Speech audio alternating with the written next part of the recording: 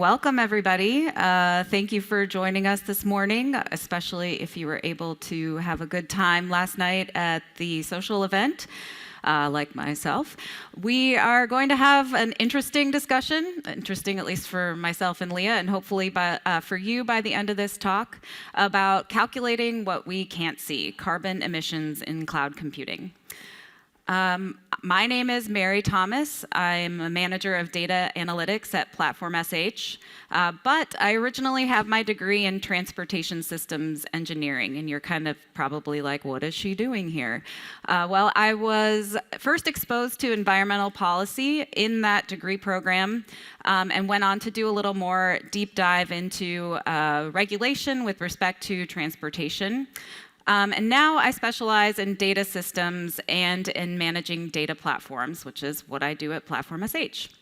Personally, I love hiking and spending time in nature, especially with my 2 kids, one of whom is right there. Now I'm going to hand it off to my colleague Leah to introduce herself and tell us a little more. Hello, everyone. So my name is Leah Goldfarb. I'm Platform.sh's Environmental Impact Officer. If you were at the keynote, you know a little bit about me already. I'm a climate, my training is in climate science, and I joined Platform in order to have an impact at scale. Also in terms of a more personal component, because climate change is going to impact every aspect of our life, our professional and our personal. I'll mention that I'm also a mom of 2 kids, and I really enjoy cycling and being outdoors, and love to talk about books. So this is a reminder of what was discussed just a couple minutes ago at the keynote, which will also be online soon. So unlike previous messages you may have heard in the tech community to just throw metal at it, Platform.sh's message is you don't need another server. And if you're interested in really doing a deeper dive into all of this, you can visit our website, which is Platform.sh Greener, and you can get all the information and all the details that are shown here about why you don't need another server and the steps you can take. We've just updated that website. So for this talk, we're really going to go through a history. Well, it's going to be a narrative about electricity and CO2 emissions, and we're going to talk about inflection points, decisions we can decide to make today and how that can change the future. More specifically, in the keynote I presented what is climate change, and now we're going to look at climate projections in more detail going out to the end of the century. Then we'll look at what the hyperscalers are doing in this area and what they're communicating. Then look at the complexities of doing these type of calculations and talk about what we've learned along the way. And then we'll run through a quick calculation to give you an idea and hopefully what your appetite to do something similar. And then talk about next steps for us. All right, so in the climate community, we have a lot of acronyms, we have a lot of jargon, and we're going to try to demystify a lot of that information here. So explain the term net zero, because you're going to hear it more and more often as we go forward. So it's conceptually pretty easy. For the amount of greenhouse gases that are released, that amount has to be reduced or removed from the atmosphere. So the best thing to do is to not emit in the first place. So you have less work to remove it. And conceptually, this is a graph from South Pole showing what we need to do. So today we're at the peak of CO2 emissions. And by the end of the century, we need to be moving into an area of negative emissions if we want to hit our net zero target by 2050. And the Paris Agreement says we need to keep temperatures to 2 degrees of warming and 1.5 compared to pre-industrial times. So in order to hit that, we're going to have to hit some other marks. One of them is hitting net zero by 2050.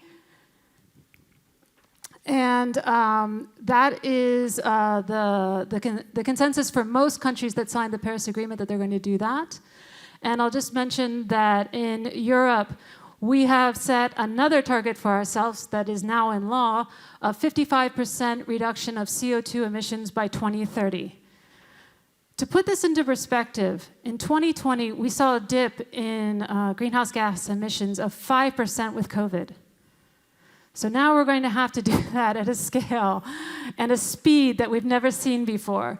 So that's why we're calling this period here, the sustainability revolution that needs to happen. And I've mentioned we're here in this green bubble today. And if you pay to offset your emissions, you can say that you're carbon neutral today. But being net zero is something completely different. Let's talk about that. So this is the schematic. This is kind of the pretty picture. This is to give you a conceptual idea of what we're dealing with today. We must avoid the yellow curve, which is business as usual, because that would lead us into a future of closer to 4 degrees, 5 degrees, which would not be compatible with organized civilization. So net zero by 2050, we'll go into that a little bit more and what that means. So in the keynote, we talked about the Paris Agreement, and we talked about it in general terms.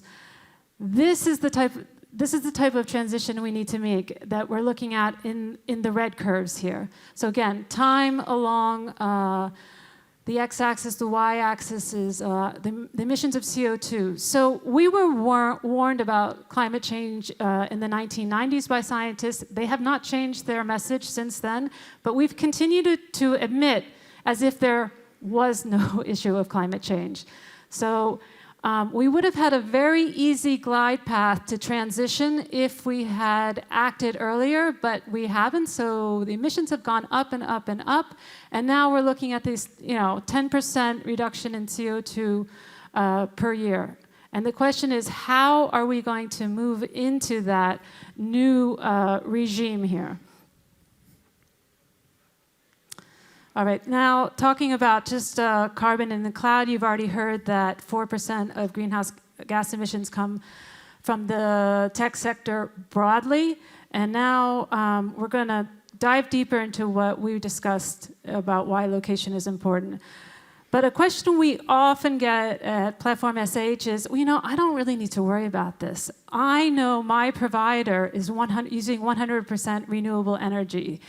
And I do want to say thank you to the tech community, the cloud community, for investing in renewables.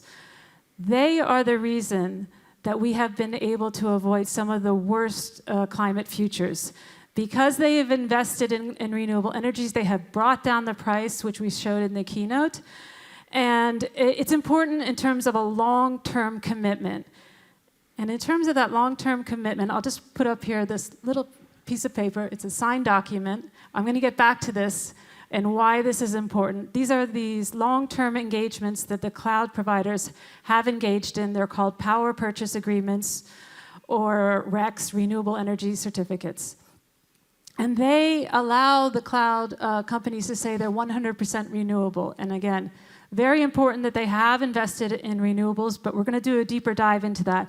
So GCP was the first to achieve this in 2015 through massive investment. AWS, Azure, and OVH today. And Orange says they'll be there. They'll have about 50% of their of renewable energy between 2025 and 2030. So that's their communication on renewable energy. All of this is on their websites. I'm the messenger here. You'll need to speak to them to get the full details. All right. So in terms of carbon neutrality, this is buying of carbon offsets. And Google purchased a massive amount of carbon offsets and even became retroactively carbon neutral in 2005. Followed by Azure, and OVH and AWS have plans to do that. So this is another massive investment. In terms of net zero, what's interesting is, again, the tech companies are being the leaders here. They are going beyond the call of duty in terms of what's on the books typically in their own countries. And you can see the majority of them are aiming for 2030. And we have Orange and AWS saying it's going to be in 2040. So just to give you a picture of the landscape and what this means, we'll go into more detail. So to give you a picture of what this means for carbon in terms of carbon offsets. So let's just step back a minute and say, just say that a ton of carbon, whether it's emitted in the cloud or somewhere else, is still a ton of carbon put into the atmosphere. So a way to think about this is 1 ton of CO2 is about the same as a round trip Paris-New York airplane trip. So if you do that and you feel, I've had an impact on the climate, I want to do something, I want to buy an offset. Okay, you buy that offset and great. If you invest in a high-quality carbon offset, such as those used by the gold standard offsetting program, you can have an impact on long-term investments to really compensate for the fact that you have emitted that ton of carbon. But at the end of the day, that carbon was emitted into the atmosphere and it's still there. All right, and the cost about that is pretty cheap. It's about $15 to $50 per ton. Okay, carbon removal is something different, and this is something that's just coming online now. So for every ton of carbon emitted, it is possible now to actually remove it from the atmosphere. This is very expensive currently. This is what we need to scale up. This is the area we're going to see tech companies really looking to innovate. The next billionaires will be coming from the person who cracks this nut. So I don't have the time in this talk to go through the engineering details of what these programs are, but they are things like direct air capture and many other things. But to really be true net zero compatible, these projects are currently quite expensive. But there's a huge investment, again, by the tech community in this area. All right, so this is a world map showing you how clean or dirty the electricity grids are. It's from Electricity Maps. And this, I always put the date on this. This is from June because we're seeing some rapid changes in the world, which as this renewable energy revolution takes off, particularly in places like Australia. So just to give you an overview that it's a patchwork, anything that's in green has a carbon emission of less than 100 grams of CO2 per kilowatt hour. Everything that is brown, progressively worse, looking into more coal-fired power plants. So there are data centers sprinkled out through here. These are the ones we're highlighting, are ones that Platform.sh has, that you can spin up immediately a project. And what we're trying to communicate through this shared responsibility model is to really ask you to think about where you deploy, what cloud you're using, and is it on a clean grid? Now, I said I would come back to those little pieces of paper, these PPAs, power purchase agreements, and to give you an idea about this.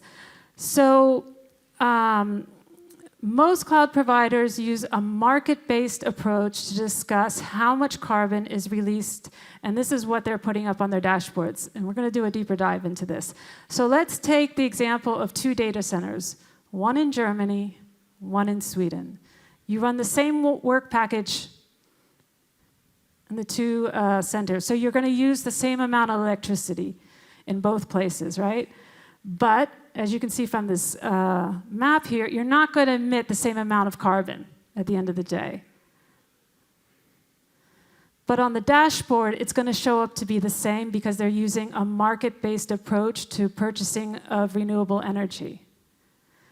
So it is 1-to-1 in terms of electricity. It's not 1-to-1 in terms of CO2, but the fact that they've invested into it allows them to say, in terms of market-based approach, it's the same CO2.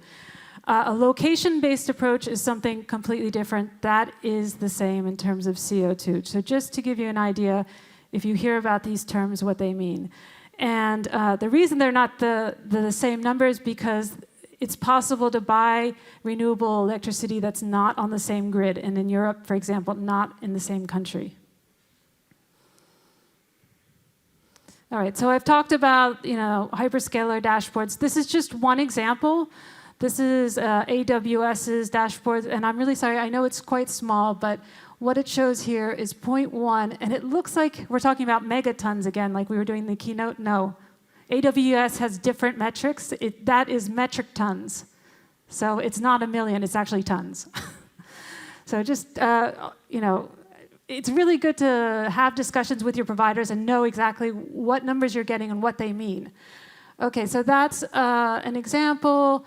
So you should really look at the dashboard, see if it's location-based or market-based, and know that the market-based approach is the one that's used in carbon accounting following the greenhouse gas protocol.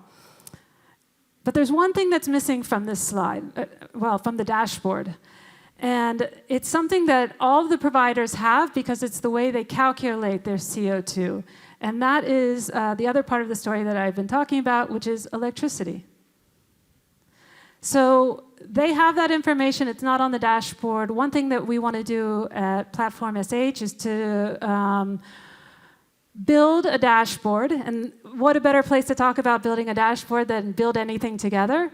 So we would like to have a carbon dashboard and also give you your CO2, give you your electricity, tell you it's location-based, and be transparent about the way we're going forward in building this. So with that, I'll hand back over to Mary. Thank you. All right. So carbon accounting is relatively new in the industry, but it's becoming more common for large companies to do these carbon audits, particularly in the EU, where there's regulations specifying you need to take care of that.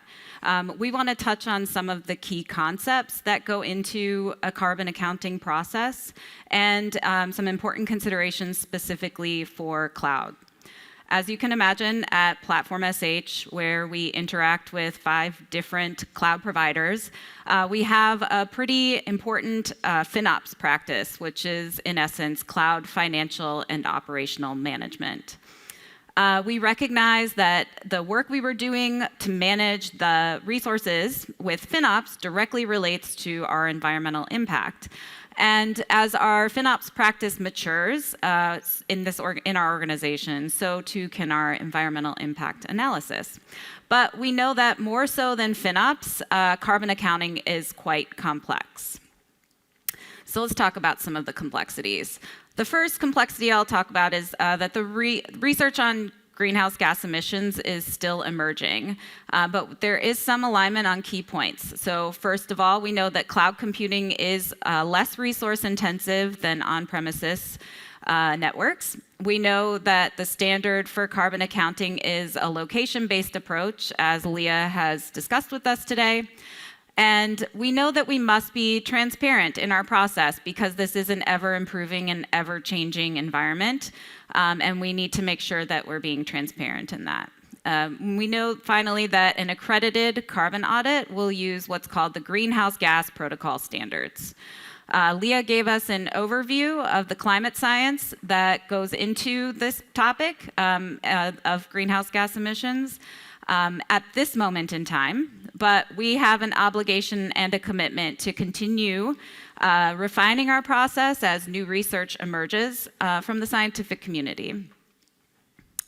Another complexity that we have to consider is the way in which the Greenhouse Gas Protocol categorizes emissions, or what they refer to as scopes. So in this diagram, you can see some examples of scopes. The Greenhouse Gas Protocol establishes a comprehensive global standardized framework to measure and manage greenhouse gas emissions. Our scopes 1 and 2 are emissions that we own or control directly. So our scope 1 would be our Platform.sh Paris office, exclusive of electricity. So in that case, we're mostly talking about the gas burned to heat our space. Scope 2 would be the electricity we purchase for the Paris office. And then scope 3 includes emissions that are a result of our activities, but emissions which we accumulate indirectly. For example, business travel. Leah and I had to take a train to get here. That will be included in our 2022 audit under our scope 3. Our employees who commute to our Paris office, that will be included in our 2022 scope 3. But most pertinent to Platform.sh is what ends up being our biggest source of greenhouse gas emissions. You guessed it, is the emissions generated from running cloud instances. So, complexities aside, at Platform.sh, we know that reducing our environmental impact affects you. It affects all of us. It affects our kids. It affects the world. So we're pretty committed.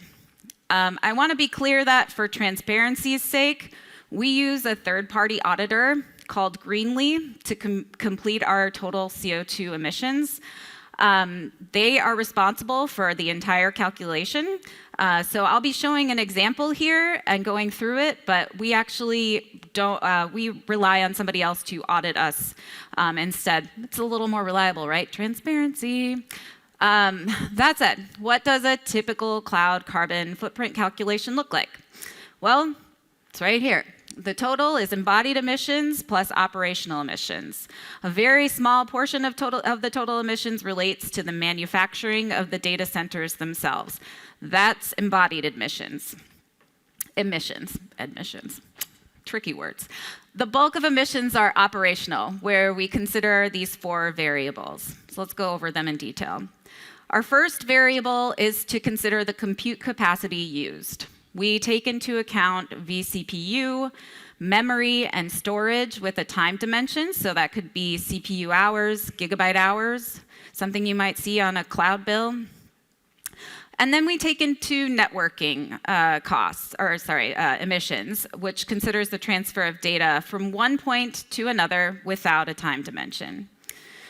Second, we look at the emissions factor associated with that capacity used. Each emissions factor has its own, each capacity used has its own emissions factor. And third, we look at the power usage effectiveness. This represents the relationship between the power used by servers in a data center and the power used to cool the data center. The closer you get to 2, the more it's an equilibrium of power to cool and power to compute. The closer you get to 1, the better the efficiency. These are published as an average by each cloud provider over a 12-month period of time. So it's reported directly by cloud providers. Finally, we look at the carbon intensity of the electric grid where the data center itself exists. So we don't take into account where the purchase is happening for a power purchase agreement, for example. We are taking into account where the data center exists. It may exist in the same place as a power purchase agreement, which would then be a location-based analysis. So carbon intensity can change by the hour and can vary significantly by a factor of 2 or more. So you remember that map that Leah showed us where Australia was a little more brown and a little more green in the north. It could change if the daylight is brighter on that side of the world. Maybe there's more renewable energy through solar. Okay, so let's do a fun little example, some math time. This is where I get pretty excited. We'll take a VM on AWS in France. Since we're here, we might as well take a look at France. And if you're curious, this is the machine we're going to look at, and you can look up the specs on AWS's website. Okay, in this example, we are going to use a methodology that is open source and available at carboncloudfootprint.org. You can also check out their methodology there. It's a fantastic community, albeit a little simplistic and a bit behind current methodology, and that's another reason why we use an independent auditing firm. So our first variable was capacity used. In this case, the machine is a 4 vCPU running for an entire year, is a little more than 35,000 CPU hours for a year. Next is the emissions factor.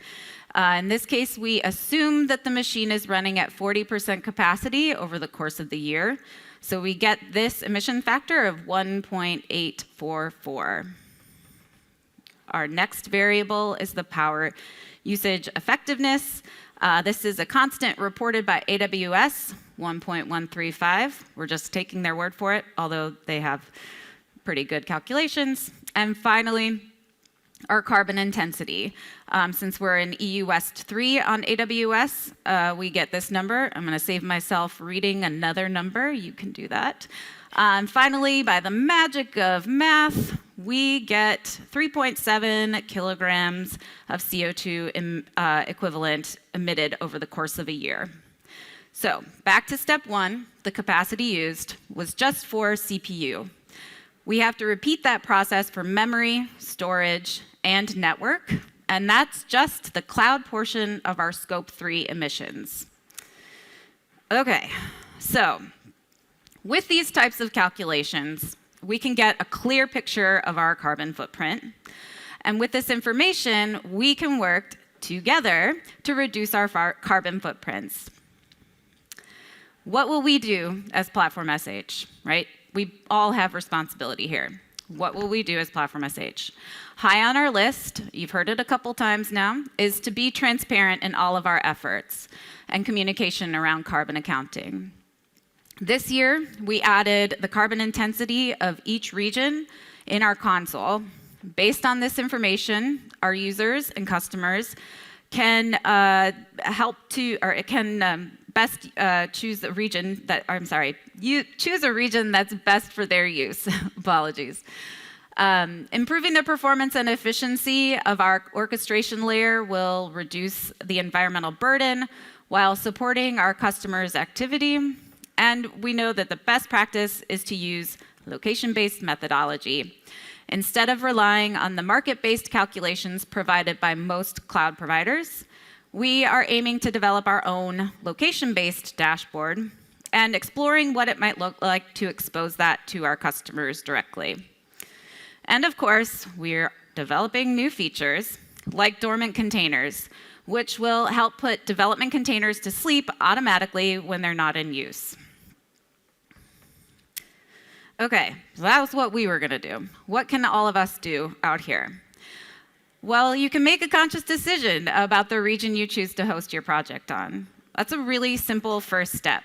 Just pay attention to where the project is.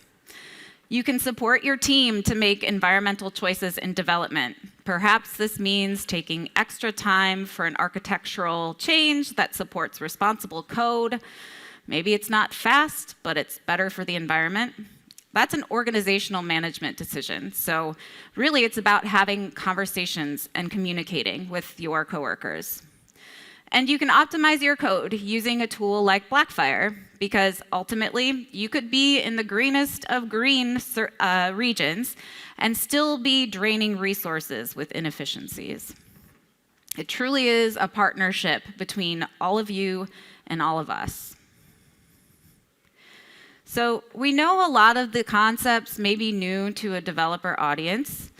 We know there are a lot of terms and methods, and research is constantly improving. There's been a lot of discussion this morning about climate change and the scientific terminology around it.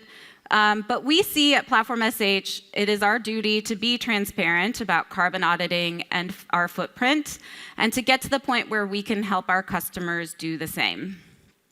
I hope you see the importance of considering the environmental impact of our collective cloud activity, with the ICT community taking 4% of global emissions. This graph here, inspired by the work and research of Sophie Lewis, who is a scientist out of Australia, shows my major milestones generationally. You can see where my grandmother was born, where my mother was born, where I was born, my child, and when my child will retire. Same little guy you saw at the very beginning. It's kind of interesting to see what kind of impact climate change could have by the time he reaches my current age. With collective action, aiming for the blue band, the future might look much brighter for the next generation to come. Thank you for your time and attention today. Leah and I will be available at the Platform.sh booth for follow-up conversation and questions. I really appreciate your participation, and I really hope that you take this with you to your organizations. Thank you.